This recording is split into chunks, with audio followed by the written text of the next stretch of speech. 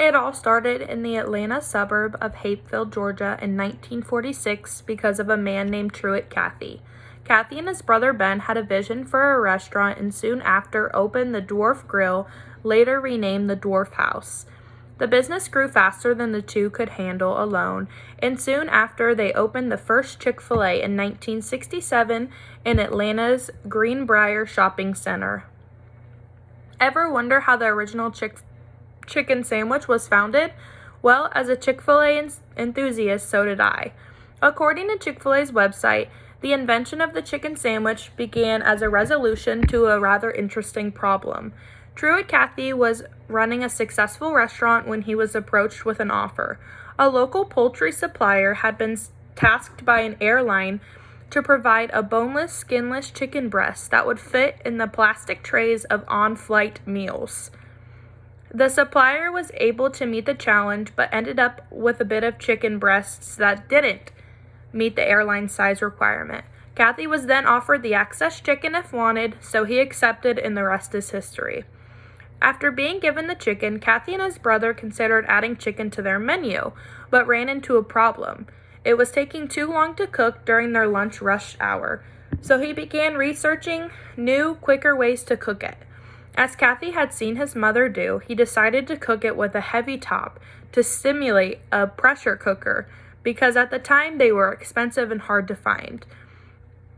This way of cooking resulted in faster, cooked, tender chicken. A little while later, he was able to purchase a commercial pressure cooker for his restaurant. The pressure cooker was able to produce mass amounts of chicken daily.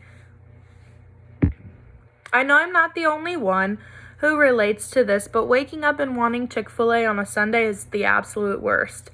Cathy first established the tradition when he opened the Dwarf Grill.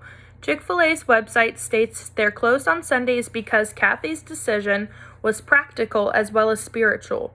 He believes that all franchise Chick-fil-A operators and their employees should have an opportunity to rest, spend time with family and friends, and worship if they choose to do so.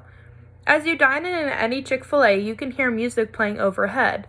Did you know they used to play Christian songs with lyrics, but they were demanded to play the instrumental tracks only? The corporate offices decided to pull the lyrics out of their stores because the Christian lyrics are often seen as offensive to certain groups of people. Chick-fil-A offers over 50 menu items in the recently added mac and cheese. I looked at the most purchased items off the menu in 2019 from all the stores across the U.S.,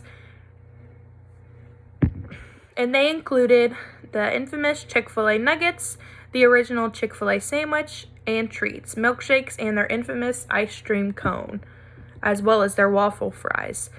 There are over 2,000 locations nationwide, including locations in 47 of the states in the U.S., South Africa, Canada, and the United Kingdom. The company focuses on a fairly simple menu and outstanding customer service. The customer service offered by those at Chick-fil-A sets their restaurants apart from other fast food chains. As Chick-fil-A continues to expand their chain, they plan on making some major changes. They plan on keeping the same look and feel, but with the big advantage of helping to reduce waste during the process. The Chick-fil-A restaurant development team claims they have already seen results the past few years following this technique. They have seen a 50% reduction in construction waste, an 80% decrease in length of the framework schedule for their buildings, and a 40% decrease in the total construction time schedule. Each location supports local businesses and families near. Personally, my hometown Chick-fil-A has always had a special place in my heart. This location hosts after football game midnight bashes, themed breakfasts, lunch, and dinners, and supports local families in the toughest times.